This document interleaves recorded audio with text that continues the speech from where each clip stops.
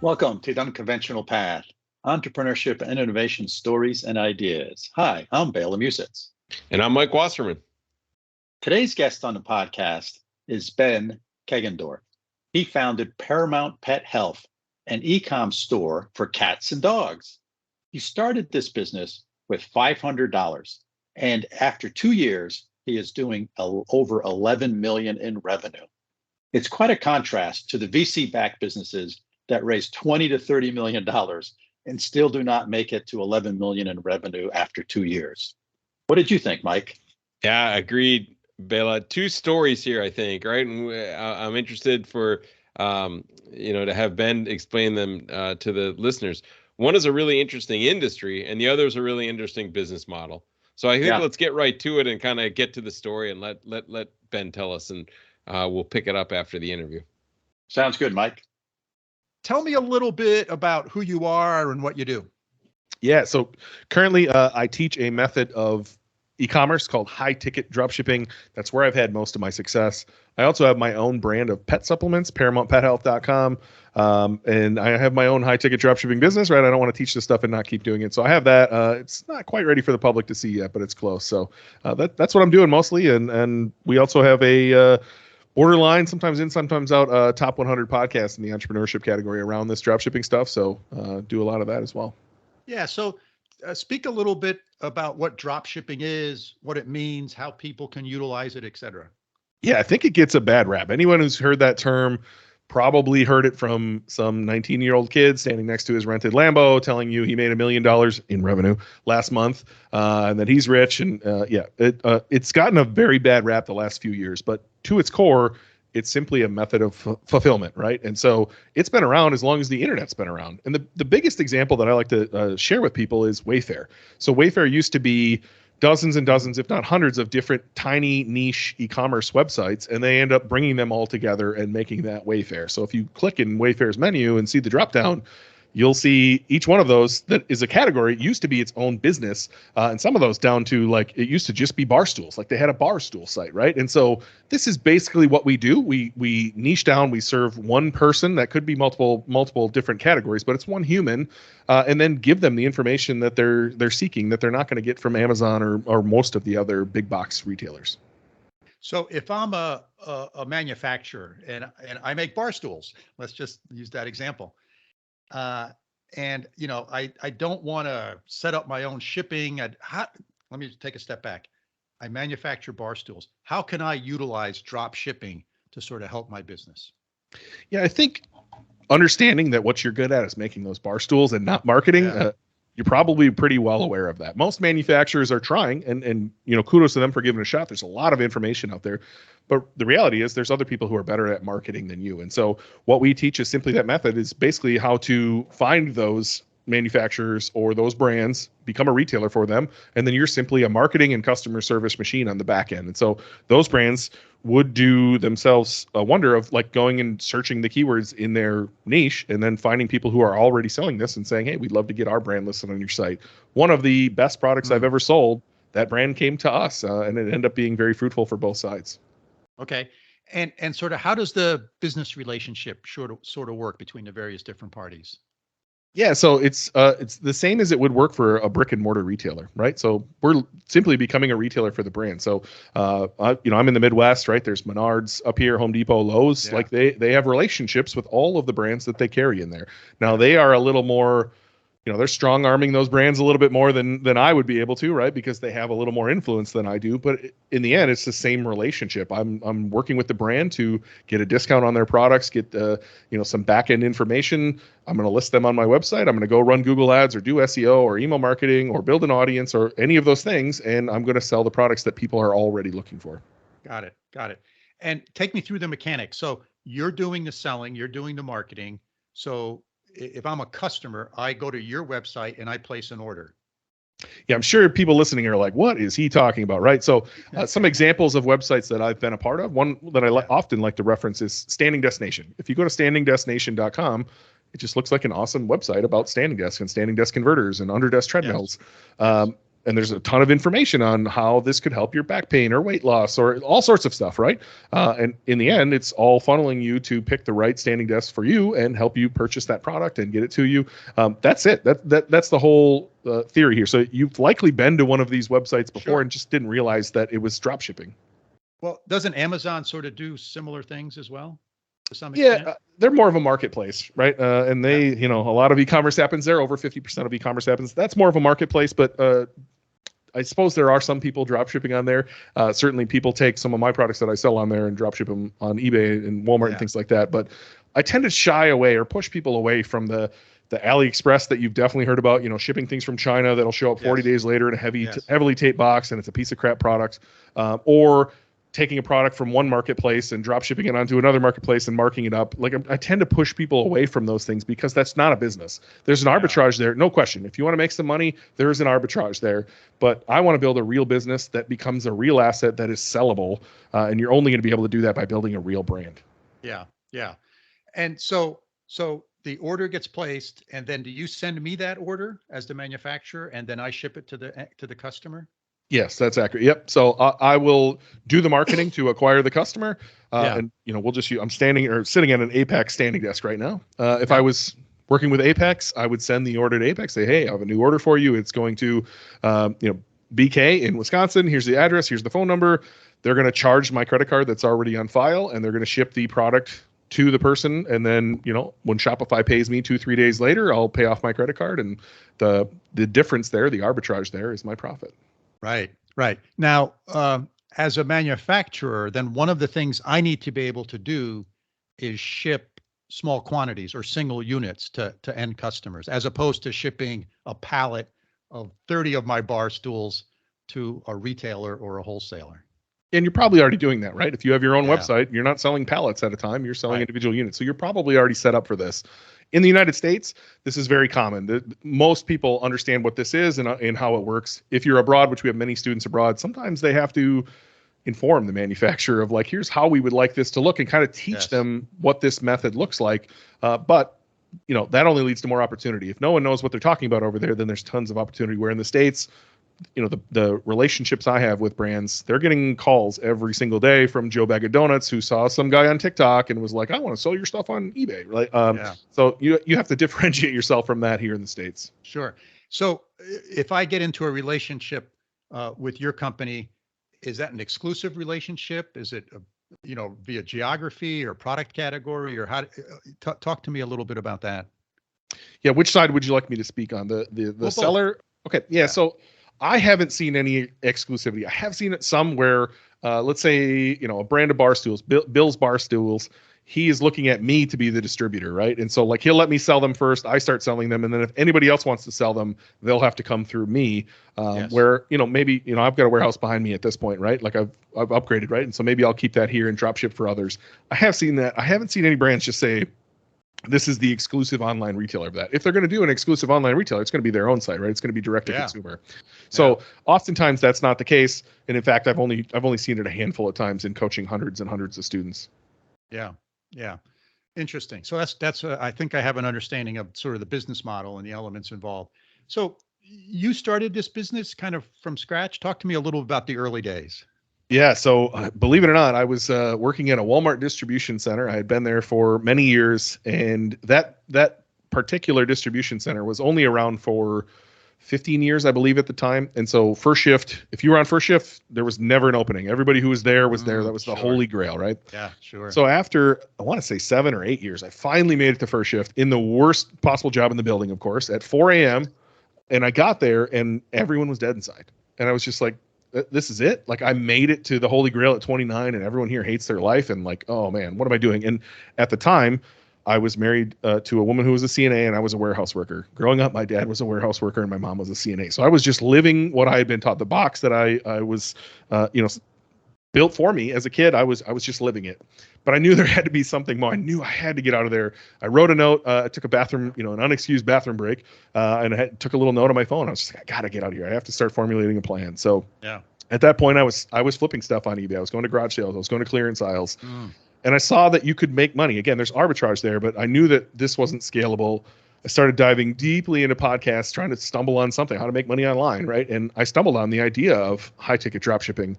Thankfully, there was no guru standing next to rented Lambos back in 2015 or 14 when I started digging into this. And so I found this business model, and I was $40,000 in debt, and one day a credit card showed up with $1,000 limit, which is all you get when you're $40,000 in debt. And the course was $1,000. So I convinced my wife, I'll take a stab at this. If I fail, I'll go back to school. I'm a very, very smart human being who's just never really applied himself. Yeah. And I said, I'm going to give this a real shot. And that's where it all started. I built a business, got scared to call suppliers. There was a gentleman in the forums I was part of who was sick, and he had 4 suppliers on board. So I bought his business for $400. I bought the 3dprinterguy.com for $400. The main supplier dropped me immediately. I never got them back, actually. And so I was stuck back at square one. I had to call these suppliers. And once I came out of my shell and realized this isn't as scary as it seems, I called. I landed 20 out of 20. And that's kind of where my journey began. Made my first sale to Duke University at midnight one night, a night before work. Shouldn't have been awake at midnight, working at 4 a.m. But I remember, making that first sale, running out butt naked and just dancing in the living room to my wife. Like, holy crap, you can make money, while you're sleeping. And from then on, it was like, it's game on. Let's go. Let's keep building. Yeah. So from a sort of capital investment and cash flow perspective, what are the sort of the advantages of a business like this? So that is actually my favorite part of this business, right? So if you think of a franchise, you want to open up a Taco Bell or a Subway or something in your town, that's going to cost you hundreds of thousands of dollars, right? You're going to need to get the space, spec it out, buy everything they tell you to buy. That's going to cost a lot. Now, let's just talk e-commerce. You want to start your own brand? Well, you're going to have to do some research. You're going to have to get samples air freighted both directions. You're going to have to place an order, thousands of dollar order, right? And then you're going to have to launch and hope somebody gives a crap about your product, right? And run ads on Facebook in between grandma's dinner and what your buddies did last weekend, trying to get somebody interested in the product that you're selling, right? You have to create that demand. For me, cash flow is king.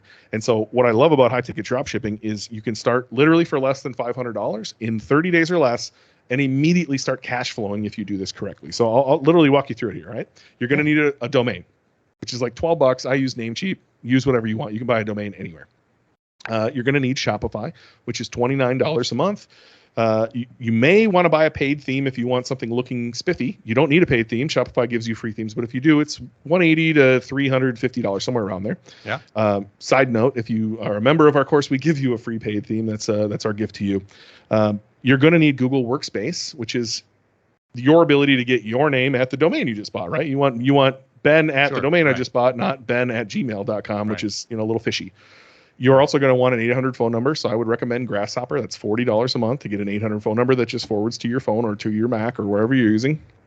You're probably going to want to get a little branding done, like get a logo, get some homepage images, things like that. That might cost you $25, $30 on Fiverr. And then at that point, you're going to reach out to brands, upload their products, and you're going to run Google ads, right? So you've invested very little money and some sweat equity, and now you need to spend a little money on Google ads to make a sale. So they'll give you a coupon right away, spend $150, get $150, or spend $500, get $500. And you should, if you've done all the right steps, you should get sales here in that first $150 or $500 targeting bottom of the funnel keywords. And at that point, you now have cash flow, right? You can roll that money back into running some more ads. And are you going to become a millionaire in month one? No, of course not. That's not how it works in any business. But you've now planted the seed of something you can continue to grow and grow and grow and grow. Add more brands, run more ads, make more sales. Bring in VAs to upload more brands, build out your SEO, and start trucking along. But in the end, it's going to cost you less than $500 and your sweat equity in the beginning. Yeah, and part of the beauty of this is I don't need a big warehouse because I don't own any inventory, right? The inventory is still by let's say the manufacturer, and they have all the inventory, et cetera, right? Yeah. There's no overhead here, right? That's the best thing. When you make a sale, they're putting it on your rewards credit card, right? You're getting a nice little rebate from Capital One, and you're putting your ads on Amex, so you're flying first class for free too. Great stuff, right? Being a business owner is fun, but you're paying it off as soon as you get the money in. So it's the cash conversion cycle is a couple days. Short. Yes. As opposed to 210 net 30 or 60 days or 90 days. Yeah, and if you have your own brand, you're buying 500 units, right? And you sold 250, and you're like, oh, we're growing. Now I'm going to go buy 5,000 units with the money I don't really have, and then I'm going to sell $2,000 of those, and now I'm going to go buy 10 grand. The cash conversion cycle is a nightmare in your e-commerce business. I'm doing this as well, and you're growing a big asset, and it looks great on paper, but you are awfully cash poor, and that's why I love this business model. Is cash flow is king. Yeah, cash is king. That's for sure. Now, how do you think about, okay, let's say someone's interested in doing this, right? One of our listeners says, hey, this thing sounds great. I can come take Ben's course. That sounds really good. But how do I think about the product that I want to sell? How do I sort of say, because, someone may say, I don't care what I sell. It doesn't really matter to me. How do you kind of pick that product, and how do you sort of elbow your way into the marketplace? Yeah. So I have a co-founder in this business. His name's John. John and I have differing opinions here, right? John would say, sell whatever you want. Like, it's all marketing and customer service in the end. But the reality is you have to move your business forward every day. If you don't continue moving your business forward, it's going to move backwards. And so what is going to be easier? Like, I'll use my own example here. I once owned a business called the 3dprinterguy.com. It's I sold it. They ran it into the ground. It's gone, but you can see it on Wayback Machine if you're interested. I don't know anything about 3D printers. Still to this day, I've never even seen a 3D printer. Do you think it was easy for me to wake up and work on that business? Or I'm very, very passionate about sports and baseball. And, I own part of a golf business.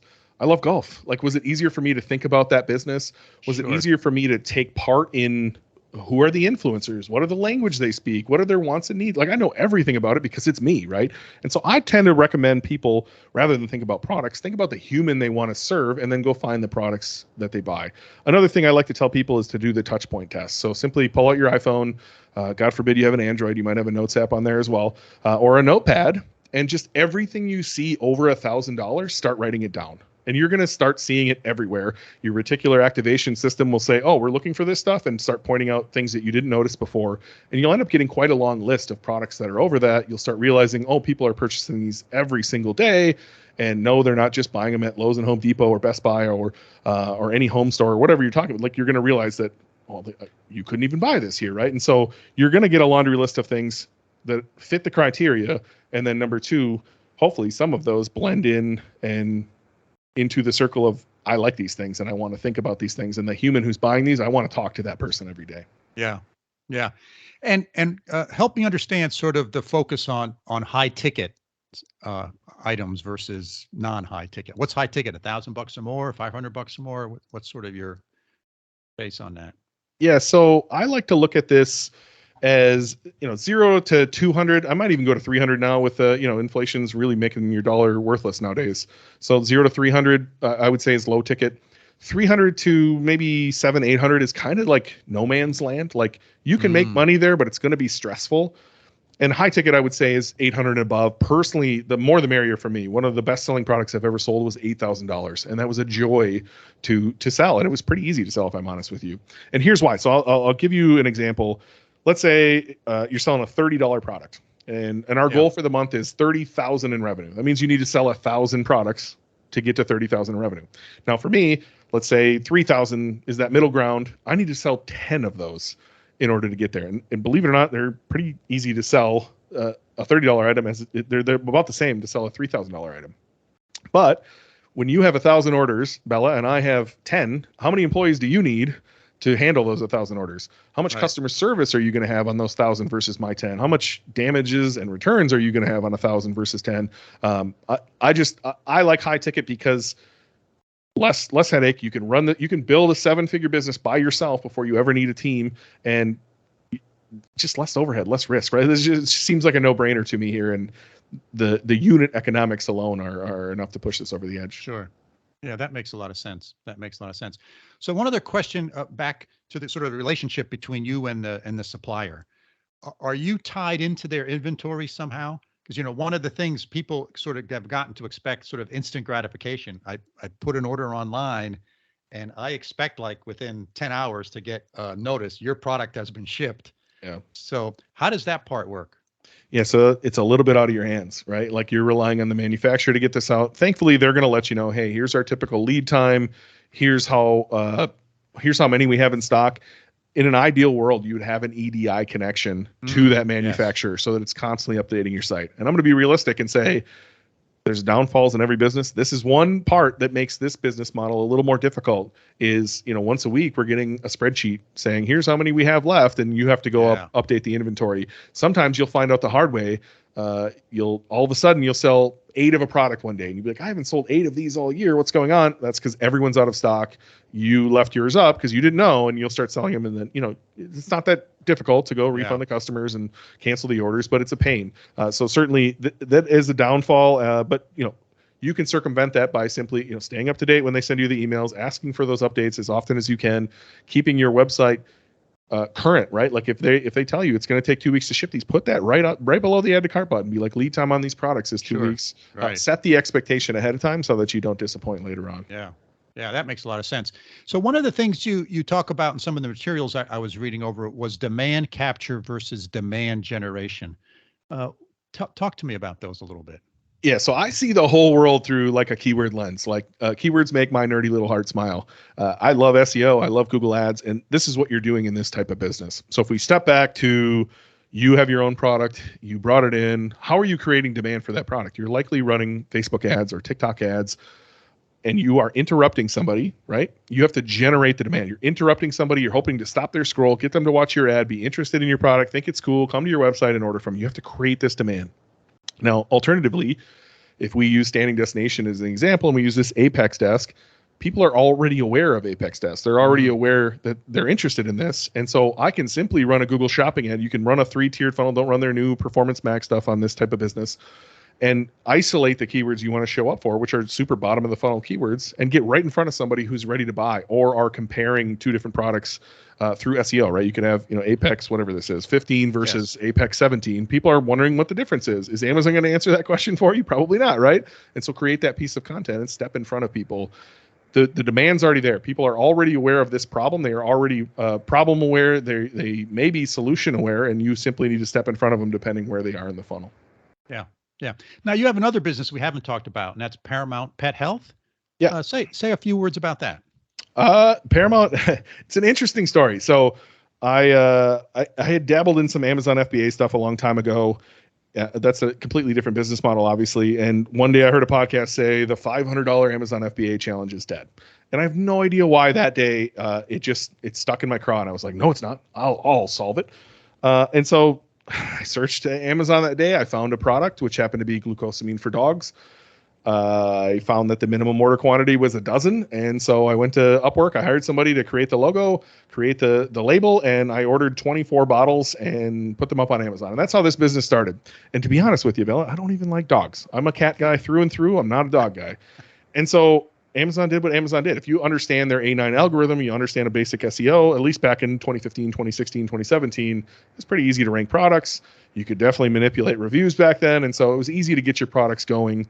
And then Amazon did what Amazon did. I focused on other things. I built and sold multiple high-ticket dropshipping businesses in the process. I built multiple podcasts, and Amazon just kept growing my business. And I ended up launching everything from that supplier and launching some from another supplier. And, a couple of years ago, or 3 years ago now, I had a pretty big exit from my biggest business I've ever had. And I kind of sat around and said, well, I suppose it's probably time to lean into this business. And so I brought on my friend Leighton Taylor from Envision.io and my friend Leanna Patch from PunchlineCopy.com to come in and start leaning into this business a little bit. At the same time, my cat started limping, and we released a cat glucosamine product where he stopped limping within days. And I was like, oh, all right, now I'm hooked. Right. This business means something to me. And so that's a journey, man. It's a completely different business model. I'm learning a lot as I go. I've brought in my friend Garrett from Kindred Bravely. He just sold that business recently. He's come in to mentor me on that. And I don't know what I don't know. And I'm learning a lot as I go. And like I said, it's a completely different business. The cash conversion cycle is crazy. I've got a warehouse full of pet products here. If anyone's interested, head to ParamountPetHealth.com. Would love to clear this warehouse out. But it's fun. The products are fantastic. If anybody gives this to their animal and stops limping, or their coat improves, or they stop shedding, they're not going to stop buying this stuff, right? It's a fantastic product, but it's a saturated market. There's a lot of players in there, and so it has the potential to be easily the biggest exit I've ever had if I can lean into this and help as many animals as we can, and that's really the story, right? These are fantastic products, and we just want to help as many animals as we can. Yeah, that's really neat. So if someone's thinking about entering a business like this, besides taking your course, what sort of other top 2 or 3 words of advice would you have for them? Yeah, number one is always start. You have no reason not to go try this. There's nothing stopping you there. Number 2, I would just say, if you're listening to this, you're a podcast junkie, come check out our podcast where we literally give this business model away for free. I think the business model is extremely simple. The execution can be a little bit harder, and that's kind of where a course comes in. So if you want to understand it, check out Dropship Podcast on whatever player you're on and start at episode 1. We're very good at SEO, and so we mapped out the customer journey on the questions you were asking. What is dropshipping? What is high-ticket dropshipping? High-ticket versus low-ticket, and just kind of went through that process.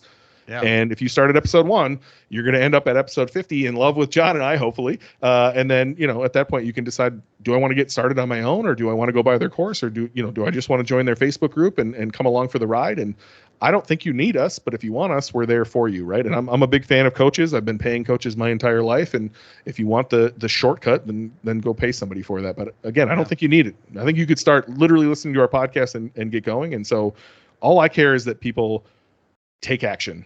E-commerce changed my life. I'm not working in a Walmart distribution center anymore. I can't imagine ever going back to something like that. And I really found what I love, and it's marketing, and now it's helping people change their lives too. So if there's one person listening to this who takes action, then I'm glad I was here today. Yeah. Yeah.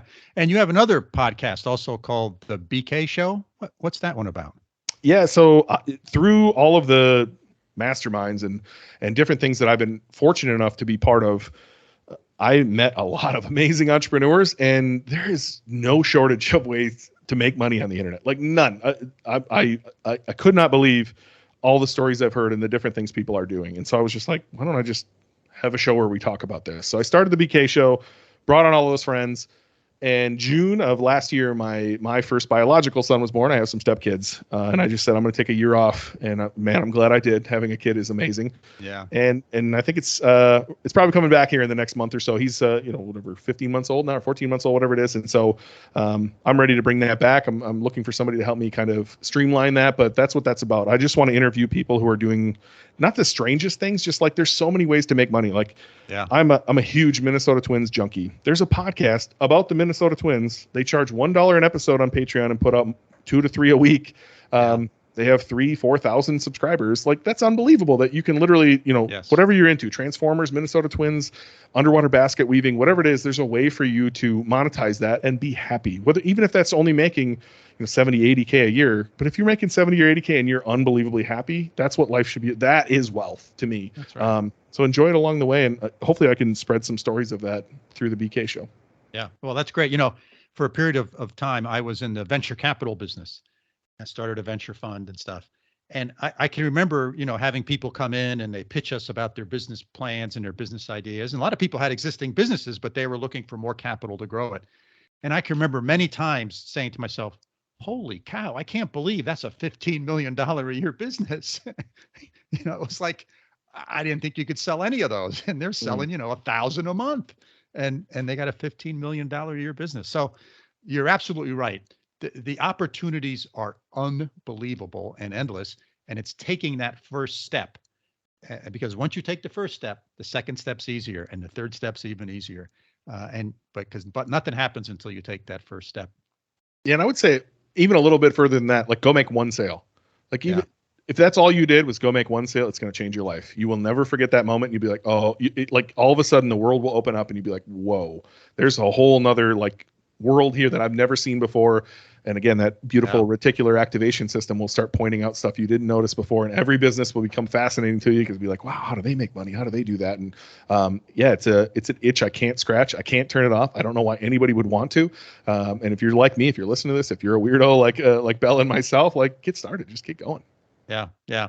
Hey, Ben, you've been a great guest. I've really enjoyed our conversation. So Dropship Podcast, the BK Show, Paramount Health. I'll make sure all of those are in the show notes. Is there anything else you want to share with our audience before we sign off here? No, just get started, right? And if you want to reach out, come join us in our free Facebook group. It's called the Dropship Tribe. We'd love to have you in there, and you can just kind of absorb what we're doing over there. But get started, whatever you're doing. I don't care if you dropship or not. If all this did was inspire you to do something, we've won today. Yeah, that's great. Thanks again, Ben. Take care. Really enjoyed having you on the show. Bela, well, that was fascinating. What struck you as most interesting? Well, I think the thing that really hit me was the business model. It's an interesting business model in that what you're doing is doing the marketing and the order taking for other businesses. And then those businesses ship the product to the customer. So you set up sort of, a storefront, if you will, an e-commerce storefront. You get some, AdWords, which he's pretty good at, it sounds like. And then you set up your storefront and you start taking orders. And the beauty of this, I think, is particularly from a cash flow basis, is that you don't own the inventory, right? The manufacturer still owns the inventory, and you get paid when the order is shipped. So your cash flow is really, really good.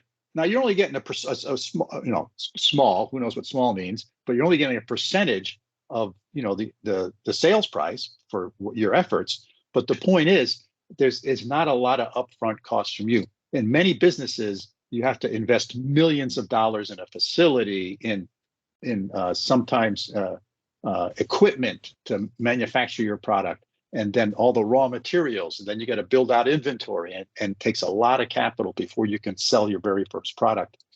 This, as he talked about, it takes about $500 to do this. And so I think that's what's intriguing to me. What did you think, Mike? Yeah, to me, it's fascinating when an entrepreneur can come in and say, I can do this. I can create a platform. I can sell for other entrepreneurs, right? That it's like, but entrepreneurs, the first thing they teach you is how to sell, right? Here, you got to have a marketing plan and you got to have a marketing budget. Why is it so hard for entrepreneurs to sell, and what makes these opportunities for guys like Ben so really easy to come in and do it the right way? What do you think? I think that's a multifaceted question. I think oftentimes entrepreneurs have their skills in other areas, right? Oftentimes they're really focused on the product or the service and making the product or the service perfect. And oftentimes we let perfect get in the way of good. And the challenge with selling is even a really good salesperson gets turned down probably half the time. And if you're not of that mindset, if you take that personally, that can be devastating. So I think some people tend to not like that disappointment, and they stay away from selling. So I think there's this notion of oftentimes entrepreneurs are skilled in other areas. They want to make the product perfect. And they want to spend their time and energy, and what gets them going is, designing and manufacturing and building the products. So I think this is great. Often, a successful entrepreneur will hire somebody to do sales. And I remember one of the companies here locally in upstate New York that was in the fire training business. They sold equipment to train firefighters to help put out fires more effectively and safely. They had a motto that said, nothing good happens until a sale is made. So they focused on sales from day one. And they were a great example of a company that often sold a product to a customer before they had the product even finished. And there's nothing wrong with that, right? I'm not being critical of that, but that's as long how as you can deliver, right? Yeah, and they delivered, right? That's how focused on sales they were. And that company was founded by 4 entrepreneurs, and they sold it. When I was a VC, when I was in the private equity business, I tried investing in that company 3 different times, and they had such a great cash flow, they didn't need my money. And I tried, oh yeah, I give you more money so you could grow faster. They're like, we don't need it. Again, they had this model of selling first and then building the product. And they sold their company for in excess of $50 million. And, the 4 founders ended up doing quite well. So I just think it's a challenge for some entrepreneurs.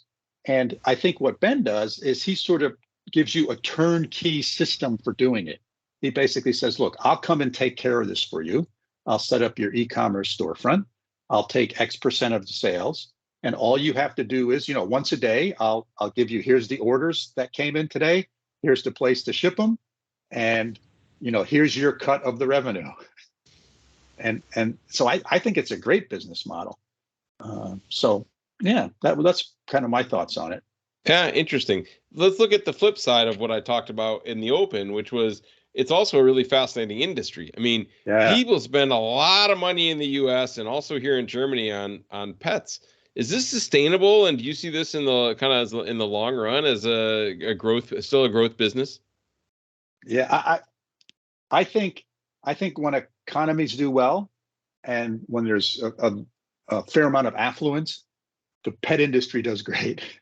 Really, really great. And I remember in the .com bubble of in the 2000, 90s. 2000, right? 2000 is when it popped. One of the very first big public exits was pets.com. And they basically, changed the distribution of pet supplies where you had to go to the local pet store. And they basically said, hey, we can sell this stuff online. And that's all that was. Mm-hmm. And still to this day, I keep seeing adverts for, a new kind of pet food or a new this or a new that for the pet industry. So I think as an industry, it's a really big industry that's not super dominated by any one or two players, like the home improvement industry here in the United States, either Home Depot or Lowe's. That's it. It's either Walmart or Target in retail. Mm-hmm. There's dominant players in many industries. But in this industry, there isn't. So I think there's a lot of room that you can wiggle in. And one of the interesting things about e-commerce is that you can address a very large market. You have access to a very large market. And like a retail store, how far are people going to drive? Maybe an hour to go to a retail store. But if you have an online presence, people don't have to drive at all. And a lot of these products can be easily sold online because people sort of understand what they are. There's not a long explanation needed to sort of talk about what it is and how it works, et cetera. And nowadays with, like you and I are recording this, companies can record the explanation of how the product works. They can do all these types of things, put it up on YouTube for free.